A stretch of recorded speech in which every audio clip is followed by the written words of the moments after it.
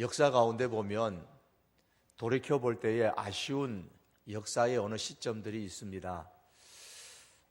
이때는 좀 이런 사람이 안 나타났으면 좋았을 텐데 라는 그러한 생각을 할 때가 종종 있습니다. 어느 한 사람의 정치적인 일로 통하여서 한국의 역사가 꼬이기도 하고 또 세계의 역사가 전쟁 속에 휘말리기도 하는 그런 일들을 우리는 봅니다. 기독교 역사 속에서도 마찬가지입니다.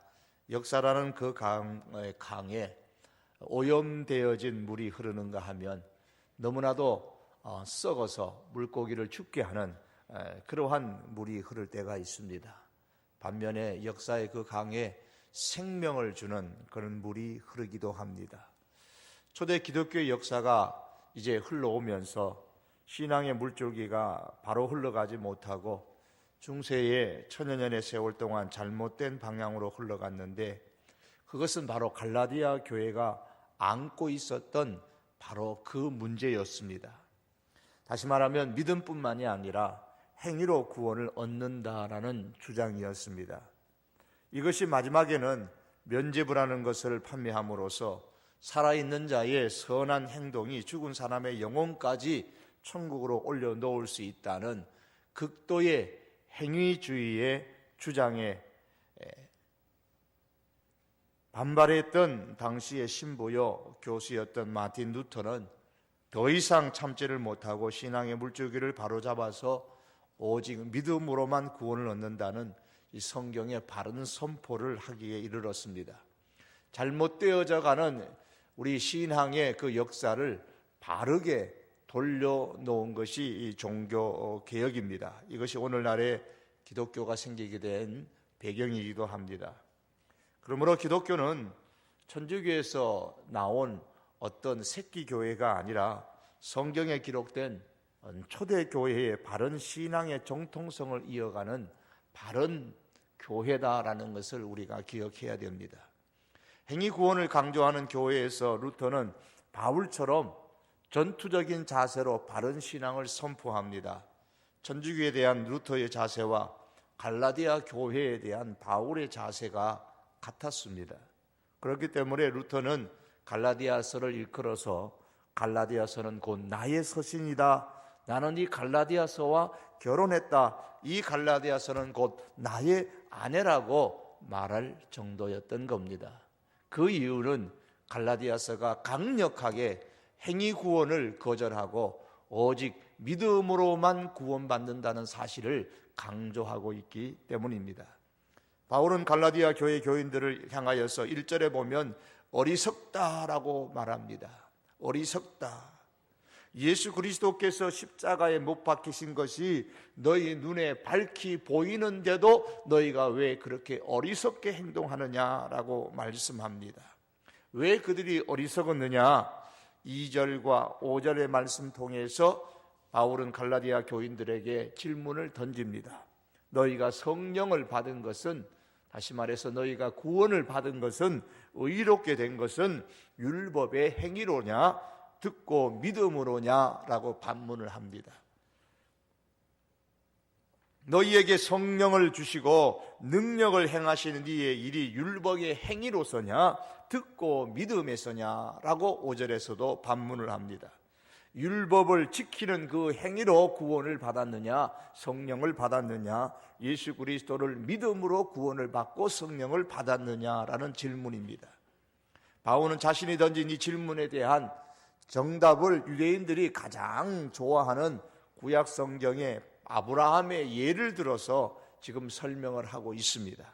6절에서 8절의 내용이 그 내용입니다.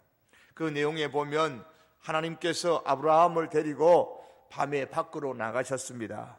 아브라함아, 하늘에 많은 별들이 있지. 하나님. 아브라함아, 내가 너의 후손을 저 하늘의 별과 같이 많게 해주겠다. 그때 아브라함은 하나님 감사합니다. 아브라함과 그의 아내는 그때 이미 나이가 너무 많아서 아이를 가질 수 없는 그런 나이였습니다. 그런데 하나님, 감사하기는 한데 저는 이미 너무 늦었습니다. 하나님께서 14년 전에도 똑같은 말씀을 하셨는데 아직 이루어지지 않았지 않습니까? 지금은 그때보다 더 늙었는데 그때도 안 되던 것이 지금은 되겠습니까? 하나님, 그런 식으로 저를 위로 안 하셔도 됩니다. 저는 괜찮습니다. 아브라함이 그렇게 말하지를 않았습니다. 성경은 아브라함이 여호와를 믿으니, 6절에 아브라함이 하나님을 믿으니 믿었다 그랬습니다. 이 믿음을 보시고 여호와께서 이를 그의 의로 여기셨다. 그 믿음을 보시고 그의 의로 여기셨다고 말합니다. 하나님, 정말 하늘의 별이 많네요. 제 후손이 하늘의 별과 같이 많게 해주시겠다고 하나님이 말씀하셨으니까 지금은 없어도 앞으로는 그렇게 될 줄로 제가 믿습니다. 감사합니다. 그런 대답이라는 거예요. 아브라함은 하나님의 말씀을 듣고 그 말씀을 그대로 믿음으로 받아들였습니다. 하나님께서 그 믿음을 보시고 의롭다고 하셨습니다. 이때는 아직 율법도 없었던 때입니다. 율법이 성문화되지 않았던 그런 때입니다. 아브라함에게서 어떤 자격이 있어서 율법의 잣대에 대어놓고 의롭다고 할 만한 어떤 행위가 있어서 의롭다고 한 것이 아닙니다. 이어서 바울은 아브라함의 경험과 갈라디아 성도들의 경험을 비교합니다. 아브라함이 하나님을 믿은 그 믿음이나 갈라디아 교회 성도들이 너희들이 하나님을 믿는 그 믿음이나 둘 다 똑같은 믿음이다.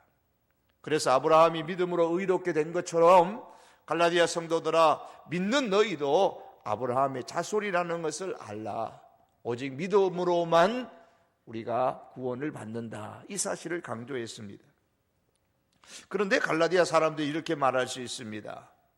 갈라디아 사람들은 대부분 이방 교인들이거든요. 하나님, 아브라함은 이스라엘 사람 아닙니까? 하지만 우리는 이스라엘 사람이 아닙니다. 아브라함이 하나님의 말씀을 믿음으로 의롭게 되었듯이 이스라엘 사람, 유대 사람들이 아브라함과 같이 하나님의 말씀을 믿음으로 의롭게 될 것은 이해가 됩니다. 그런데 우리는 이스라엘 사람이 아닙니다. 우리는 이방 사람들입니다. 그들이 말하는 이방 사람들입니다. 그런데 어찌 아브라함에게 주신 말씀이 우리에게 적용될 수가 있겠습니까? 오늘날로 말하면 아브라함은 이스라엘 사람이고 나는 한국 사람인데 아브라함에게 적용된 그것이 어찌 한국 사람인 오늘 이 시대에 내게 어떻게 적용될 수 있느냐? 그것은 적용의 대상이 다르고 적용의 시기가 다르기 때문에 적용할 수 없는 것이 아니냐라는 그런 질문입니다. 아브라함이 믿음으로 의롭게 되는 것이 내가 믿음으로 의롭게 되는 것과는 적용의 대상이 다르고 시기가 다르기 때문에 상관이 없는 것 같습니다. 그런 질문을 할 수가 있는 것이죠. 과연 그럴까요? 여기에 대해서 사도 바울은 또 하나의 아브라함의 다른 사건을 말하고 있습니다. 이게 8절의 말씀입니다. 또 하나님이 이방을 믿음으로 말미암아 의로 정할 것을 성경이 미리 알고 먼저 아브라함에게 복음을 전하되 모든 이방이 너를 인하여 복을 받으리라. 이것은 창세기 12장에 나오는 말씀을 인용한 겁니다. 이 말씀의 요점은 이겁니다. 아브라함이 믿음으로 의롭게 된 것은 아브라함이나 아브라함과 같은 혈족인 유대인들에게만 적용되는 게 아니다. 하나님께서 이방 사람들, 즉 유대인이 아닌 너희 갈라디아 사람들, 동방의 한 작은 나라에 살고 있는 이 대한민국의 사람들도 하나님의 말씀을 듣고 믿음으로 받아들이기만 하면 아브라함이 받은 복을 받도록 하기 위해서 하나님께서 아브라함에게 먼저 복음을 전한 것이다. 이런 이야기입니다. 그래서 이스라엘 사람이 아닌 사람들도 하나님을 믿으면, 즉 한국 사람인 우리들도 하나님을 믿으면 아브라함이 받는 복을 받을 수 있다라는 말씀입니다. 여기서 말씀하는 아브라함의 복이 무엇인가? 그것은 우리 문맥을 통해서 볼 때에 의롭다 하심을 받는 복, 성령을 받는 복, 구원의 복입니다. 하나님께서는 이 하나님의 놀라운 구원의 계획을 지금으로부터 약 한 4,000년 전에 아브라함에게 미리 알려주신 겁니다. 그래서 복음이라 그렇게 말합니다. 그러므로 여러분, 아브라함과 갈라디아 성도들뿐만 아니라 오늘날도 하나님의 말씀을 듣고 믿음으로 받아들이는 사람은 영적 아브라함의 자손들입니다. 그래서 오늘 본문 7절은 말씀하기를 그런즉 믿음으로 말미암는 자들은 아브라함의 자손인 줄 알지어다. 그래서 믿음으로 말미암는 자, 우리가 바로 아브라함의 자손이다. 바울은 그렇게 증거합니다. 믿음으로 아브라함의 자손이 된 사람에게 무엇이 주어집니까? 9절의 말씀 보니까 그러므로 믿음으로 말미암은 자는 믿음이 있는 아브라함과 함께 복을 받느니라. 아브라함이 받은 그 복을 받는다라는 말씀입니다. 그 복이 무엇입니까? 말씀드린 아브라함이 받는 복, 구원의 복, 성령을 선물로 받는 복, 의롭게 되는 복을 말합니다. 그런데 우리는 여기서 또 한 가지를 생각해야 됩니다. 아브라함은 하나님의 말씀을 듣고 믿음으로 의롭다 하심을 받았습니다. 그러면 오늘날 우리들은 무엇을 믿어야 의롭다 하심을 받느냐라는 것이죠.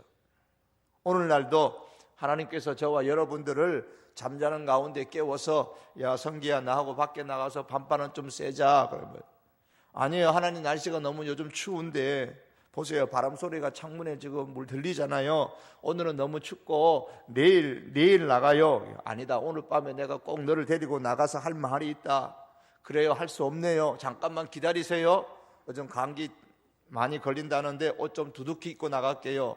그리고 밖으로 나갔더니 하나님께서 제게 하는 말씀이 성기야 하늘의 별 좀 봐라. 예, 별이 안 보이는데요.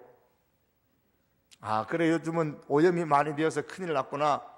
밤하늘 별이 많은 건 너 알고 있지? 예, 알고 있습니다. 내가 너의 자손을 그와 같이 많게 해주겠다. 하나님이 우리에게 똑같은 이런 방법으로 말씀하지 않잖아요. 여러분 이런 말씀 들으신 분 계십니까? 하나님께서 이렇게 아브라함에게 하시던 것과 똑같이 우리에게 말씀하시지 않습니다. 그러면 우리는 무엇을 믿어야 의롭다 하심을 받습니까? 14절에 그걸 말씀하는 거예요. 이는 그리스도 예수 안에서 아브라함의 복이 이방인에게 미치게 하고 하나님께서 아브라함은 밖으로 데려가셔서 별을 보여주면서 너의 후손을 이와 같이 많게 해주겠다. 그리고 아브라함에게는 너를 복의 근원으로 삼아주겠다라고 그렇게 복음을 전하셨는데 오늘 우리들에게는 어떻게 복음을 전하느냐? 예수 그리스도를 보내주셔서 복음을 전하시는 거예요. 그래서 사도 바울은 그리스도 예수 안에서 우리가 아브라함의 복을 받는다라고 말씀합니다. 그리스도 예수 안에서 아브라함의 복이 이방인인 나에게, 여러분에게, 갈라디아 교인들에게 미치게 된다는 말씀입니다. 한국 사람인 저희들도, 우리들도 이 예수 그리스도 안에서 이 아브라함의 복을 받는 겁니다. 예수님을 통해서 그 아브라함의 복이 유대인뿐만 아니라 우리 한국 사람들에게까지도 그렇게 미친다고 오늘 말씀합니다. 그렇다면 어떻게 예수님이 유대 땅에서 태어나셨던 그 예수님이 한국 땅까지 전해질 수 있느냐? 바람 따라 전해지는 건 아니잖아요. 고린도전서 1장 21절의 말씀 보면 하나님의 지혜에 있어서는 이 세상이 자기 지혜로 하나님을 알지 못하는 거로 하나님께서 전도에 미련한 것으로 믿는 자들을 구원하시기를 기뻐하셨도다 그랬습니다. 전도에 미련한 것, 이 전도에 미련한 것이라고 표현한 것은 그 시대의 사람들의 생각을 반영한 거예요. 전도한다고 해서 말로 뭘 전한다고 해가지고 뭘 그렇게 구원을 받을 수 있겠느냐? 그 미련한 짓 아니냐? 그러나 대답합니다. 너희들이 생각하는 그 전도에 미련한 것으로 믿는 자들을 구원하시는 것, 그걸 하나님이 기뻐하신다 그랬습니다. 사람들이 미련한 방법이라고 생각하는 바로 그 전도의 방법을 통해서 하나님께서는 유대인뿐만 아니라 당시의 로마 사람도, 유럽 사람도, 미국 사람도, 이제 한국 사람인 저와 여러분들에까지 전도를 통하여서 구원하시는 것이 하나님의 구원의 방법입니다. 여러분, 이제 이 전도를 통해서 우리가 복음을 받았고 구원을 받았습니다. 하나님께서 우리에게 복음을 주신 이유는 끊임없이 이 복음이 전도되도록 하기 위한 것입니다. 우리가 복음의 이 바톤을 이어받았으면 이 복음의 바톤을 또한 다른 사람들에게 넘겨주어야 할 책임이 우리들에게 있는 겁니다.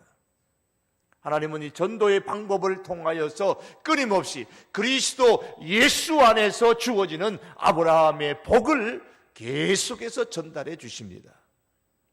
우리가 오늘 본문을 통해서 하나 더 생각해 봐야 될 것은, 지금까지 바울은 사람의 행위가 아니라 예수님을 믿음으로 구원이 유대인뿐만 아니라 갈라디아 사람들에게 그리고 우리들에게까지 미치게 되었다라고 말씀을 합니다.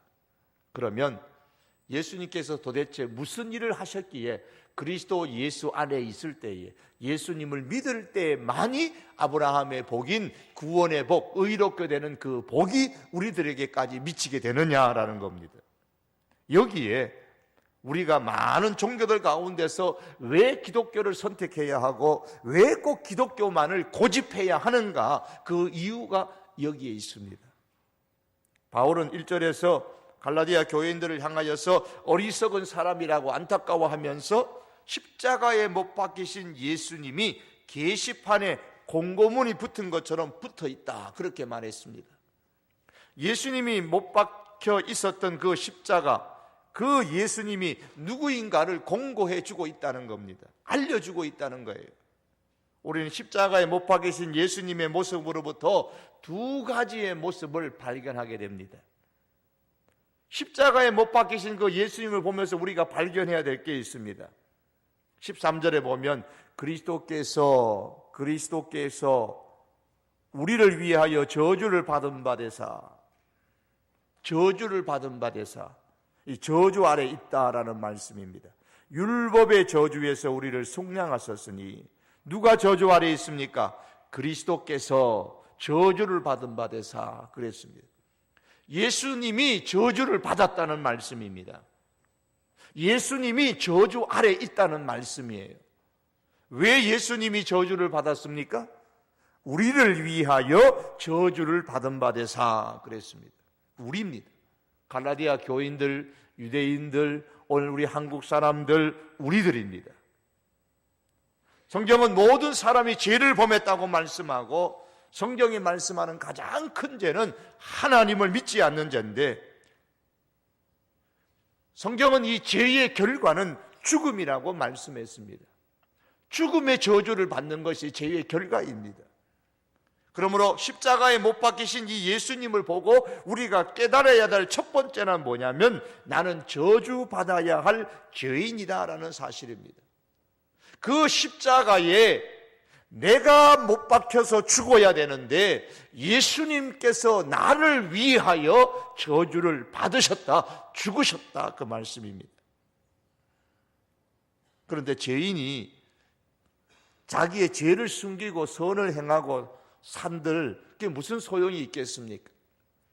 교도소에 있던 죄인이 감옥에서 탈출해서 다니다가 가끔 보면 이게 다시 붙들리는 그런 일들이 있습니다.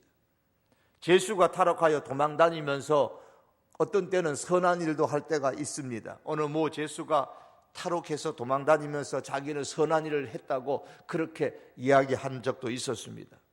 도망다니다가 죄인 주제에 의로운 일을 했다는 것이, 착한 일을 했다는 것이 무슨 의미가 있습니까? 그 선한 일이 그의 죄를 갚아주겠습니까? 참으로 선한 일을 하고 싶다면 먼저 그 도망다니는 것을 중단하고 자수하는 거죠. 내가 죄인입니다 라고 스스로 제 발로 다시 나와야 되는 겁니다. 돌아와야 되는 겁니다. 죄인이 해야 할 첫 번째 일은 자기 죄를 숨기고 숨어 다니면서 선한 일, 착한 일을 하는 것이 아니라 경찰서에 가서 먼저 자수하는 겁니다. 자수하는 것, 성경의 용어로 말하면 회개하는 겁니다. 지금은 고인이 되었습니다마는 한 60세 가까운 꽤나 까다로운 현역 검사 한 분이, 김모 권사님이 병원에 입원을 했습니다. 한 목사님이 찾아갔습니다. 옆자리에 앉았습니다. 가까이 앉자마자 수십 년 검사 생활을 하면서 직접 경험했던 예수를 믿는 사람들의 온갖 비리들을 쉴 새 없이 쏟아내면서 비난을 했습니다. 검사였기 때문에 그와 같은 일을 많이 현역에 있으면서 겪었던 겁니다. 목사님이 한 30분 정도 계속 얘기하는 것을 다 들었습니다. 종교 사건을 많이 담당했던 검사였기 때문에 목사가 죄짓고 법정에 끌려오는 것, 교회 안에서 남 부끄러운 일이 벌어져서 법정에 오는 것 수도 없이 많이 봤으니까 예수 믿는 사람 그러면 모두가 위선자고 사기꾼이다, 욕부터 나오는 그러한 상황이었습니다. 목사나 장로나 교인이 그 모양이면서 무슨 예수 믿으라는 소리가 입에서 나오느냐, 계속해서 공격하는 그 소리가 그 누워 있으면서 병석에 있으면서 계속 나옵니다. 그러니까 뭐 할 말이 없죠. 계속 듣고 있습니다. 한참 후에 입을 열었습니다. 선생님, 말씀을 이제 다 하셨습니까? 이제 제가 좀 얘기해도 되겠습니까? 선생님, 제가 성경 한 곳을 읽겠습니다 하고 고린도후서 5장 15절 말씀을 펴서 읽습니다. 저가 모든 사람을 대신하여 죽으심은 산자들로 하여금 다시는 저희 자신을 위하여 살지 않고 오직 저희를 대신하여 죽었다가 다시 사신 자를 위하여 살게 하려 합니다. 이 성경을 읽고 나니까 그분이 그거 내 좀 봅시다. 그리고 손가락으로 이거 짚어주는 대로 한참을 들여다보리지만 눈에서 눈물을 줄줄 흘립니다. 갑자기 우니까 그 까다로운 사람이 우니까 목사님도 놀라고 주변에 있는 가족들도 다 놀랐습니다. 부분이 얼마나 자존심이 강한지 아랫사람 앞에서는 냉수 한 사발도 허투루게 마시지 않는 분이 있기 때문입니다. 그 성경 말씀을 목사님이 잠깐 설명을 한 후에 선생님, 예수님을 믿으신다는 말씀이죠? 그러니까 예, 믿습니다. 그렇게 악담을 퍼붓던 사람이 예수님이 잘못된 것이 아니라 내가 만난 사람들이 잘못된 것이었다 그러면서 예수님을 믿겠다고 한 그러한 간증글을 본 적이 있습니다. 그런데 왜 그가 성경을 읽다가 울었을까요?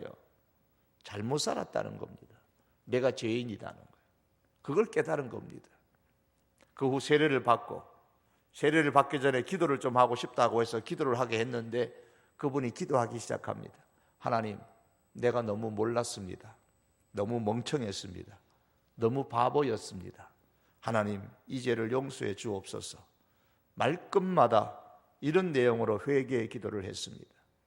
십자가에 못 박히신 예수님, 그 예수님을 보면서 우리가 첫 번째 깨달아야 될 게 그겁니다. 하나님, 내가 바로 저주받아야 될 사람입니다. 내가 바로 하나님 앞에 죄인입니다. 이 모습을 우리가 먼저 깨달아야 됩니다. 그리고 한 가지 더 보여주는 것이 있습니다. 다시 13절 말씀의 중반절에 보면 그리스도께서 우리를 위하여 저주를 받은 바 되사 율법의 저주에서 우리를 속량하셨으니 그랬습니다. 여기서 속량한다라는 말은 노예 상태에서 구출해내기 위해서 값을 지불했다라는 뜻이죠. 예수님을 믿지 않는 사람에게는 죄가 그 사람 안에서 주인 노릇을 하며 살아가는 겁니다. 주인인 거예요. 죄가 시키는 대로 하지 않을 수 없는 절대적인 죄의 지배 가운데 살아가는 겁니다. 이런 인간의 상태가 바로 죄의 종이고 죄의 노예와 다를 바가 없습니다. 죄가 주인이고 사람이 죄의 종이요 노예입니다. 주인이 시키는 대로 종이 행동하듯이 죄가 시키는 대로 사람이 행동합니다. 거기에서 값을 주고 죄의 주인으로부터 이제 샀다 그 말씀입니다. 톰 아저씨 오두막이라는 책을 쓴 스토우 부인이라는 사람이 있습니다. 이 스토우 부인이 자기 자식을 잃고서 슬퍼하던 중에 길을 가다가 노예를 파는 곳을 지나가게 됐습니다. 어린 자녀와 어머니가 서로 다른 주인에게 팔려가는데 모자지간에 서로 떨어지지 않으려고 어머니는 그 아들을 놓지 않으려고 애를 쓰고 몸부림을 치고 그 어린 아들은 그 어머니를 떨어지지 않으려고 몸부림치는 그 모습이 그의 마음에 큰 충격이 되어졌습니다. 그래서 그가 그 이후에 쓴 책이 바로 톰 아저씨의 오두막이라는 책입니다. 그런데 이 책을 누가 읽었느냐? 아브라함 링컨이 읽습니다. 이 책을 읽고서 영향을 크게 받아서 노예 해방을 부르짖고 마침내 남북 전쟁을 통해서 노예를 법적으로 해방을 시켰습니다. 예수님은 죄의 노예인 우리들을 해방시키셨습니다. 그리스도 예수 안에 있는 생명의 법이 죄와 사망의 법에서, 죄와 사망의 그 힘에서, 주인 되는 그 힘에서 나를 해방하였습니다. 예수님께서 죄의 종, 사단의 종인 우리를 샀습니다. 무엇으로 샀습니까? 자기의 피를 값으로 주고 샀습니다. 이것이 십자가의 사건이고, 이것이 오늘 본문이 말씀하는 속량하셨으니라는 말씀의 의미입니다. 멸시와 욕을 당하시면서 십자가에서 죄에 대한 저주를 받으셨습니다. 그러므로 아무 희망이 없는 죄인이라 할지라도 예수 그리스도의 십자가 앞에 나와서 이제 자기의 죄를 회개하면 하나님의 용서를 받게 됩니다. 그러므로 우리 성도들은 십자가에 못 박히신 이 예수 그리스도를 볼 때마다 또 하나 반드시 자기 자신을 봐야 되는데, 그건 나는 용서받은 존재다라는 사실을 깨달아야 됩니다. 먼저는 내가 하나님 앞에서 저주받아야 되는 죄인이라는 사실을 깨달아야 하고, 십자가를 통해서 나는 용서받은 존재라는 사실을 우리가 깨달아야 됩니다. 우리가 예수님만 믿고 기독교만을 고집하는 이유가 이것입니다. 하나님 앞에서 저주받은 존재요, 우리가 그 하나님 앞에서 용서받는 것은 오직 예수 그리스도의 십자가 외에 다른 것이 없기에 우리가 기독교만을 고집하는 이유가 이겁니다.